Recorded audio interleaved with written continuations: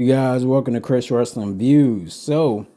Um, looks like this segment was pretty funny. Stephen Ventura told Roxanne Perez stop crying and do something about it. I thought that was pretty funny, and the crowd was like, "Oh!" But anyways, they recently had a match like before Stephanie came out against Bailey and Lara Valkyria.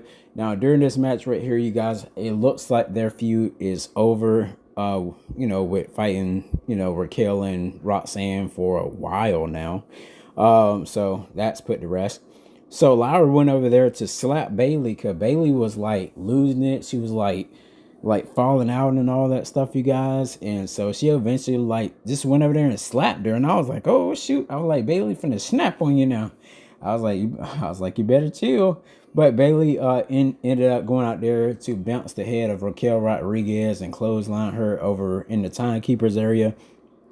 I thought that was actually pretty cool, you guys. But like I said, they did get the win as well, where Bailey hit Roxanne Perez with a rose plant, and she hit her with some other move prior to that. But anyways, it was a pretty cool match, I would have to say the least, you guys. But like I said, I'm glad they finally put this to rest. So we did get Dominic Mysterio backstage, you guys. He was talking to Adam Pearce, and because Adam Pearce was congratulating AJ on his match against John Cena.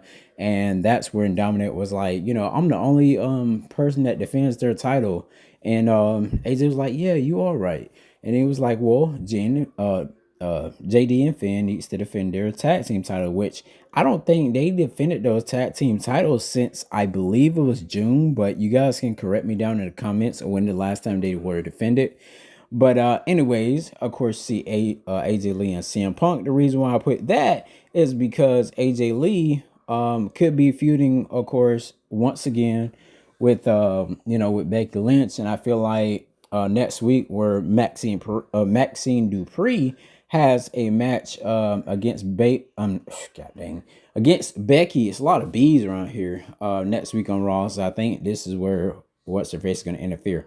But of course, Jimmy Uso had a match against Bronson Reed, and Bronson Reed, he like freaking flopped that dude because Jimmy was trying to do the Samoan drop, but Bronson Reed landed on top of him, and then he dropped his back on him, and then he did some other kind of drop or some kind of other drop, and then he hit the tsunami for the 1, 2, 3. Jay came out, tried to help and everything. And, he's still banged up in his stomach area. He was still holding himself when he had tried to help his brother. But of course, you can see both of them were like, kind of like injured. But this is another thing right here, you guys. Jay keeps holding his rib cage. I mean, I think Jay really need to take some time off because he's been in it.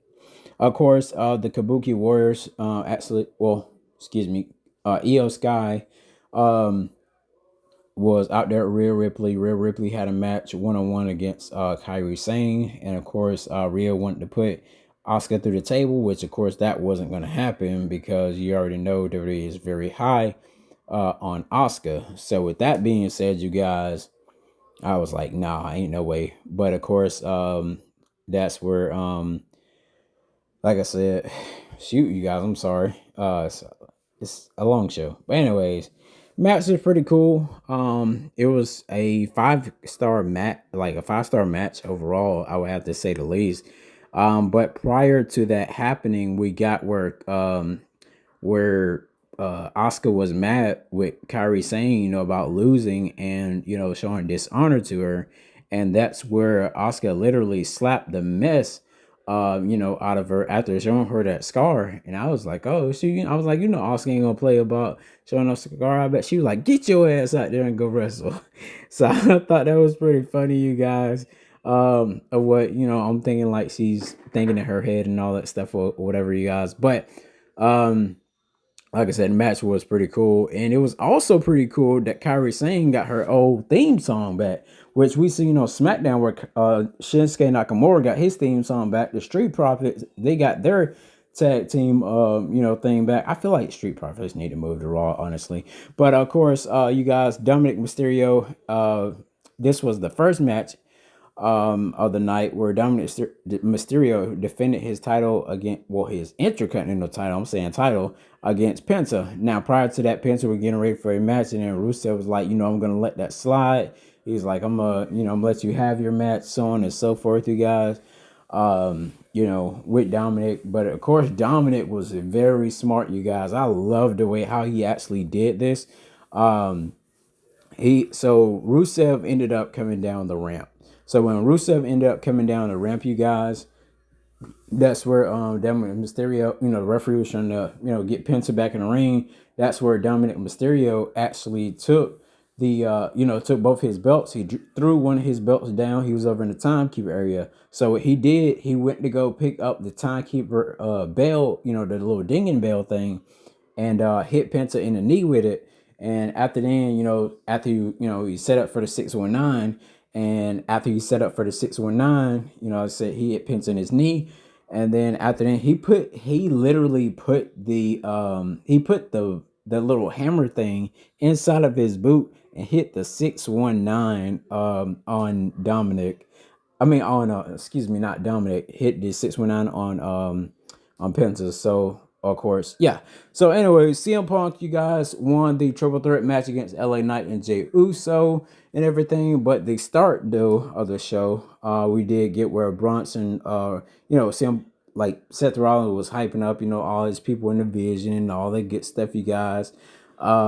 But he was saying how happy he was. He was glad how to see they have grown and so on and so forth. You can see Paul Heyman just back there just looking and all. And of course, like I said, they opened up the show and they were teasing something like they were finna freaking stomp the shit out of Rollins. And Roman done told Seth Rollins like plenty of times that he's going, once you're done using you, it's gonna be that. But of course, the show ended off where they took out CM Punk and Jay and LA Knight and all that stuff, you guys. And I was like, okay, this is how we end the show. Cool. They showed the credits and everything with Lee Fitting and Paul Levesque. You see, before all that happened, you see where Seth Rollins, is talking trash to, CM Punk and everything like that. And I was like, well, dang. I was like, everybody just beating up CM Punk. And then after then, freaking Braun Breaker turns around in the corner. I was like, oh, shit, is he about to spear him? And he speared the shit out of Rollins when Rollins turned around, you guys. And he was turning red and purple, or it was just red. But I can tell he was seriously hurt. Even backstage, he was talking about, how he was happy with all of his compliments and everything. But yeah, you guys, that show right there was a 10 out of 10 for sure. I'm glad with how WWE is doing all their new writings and everything.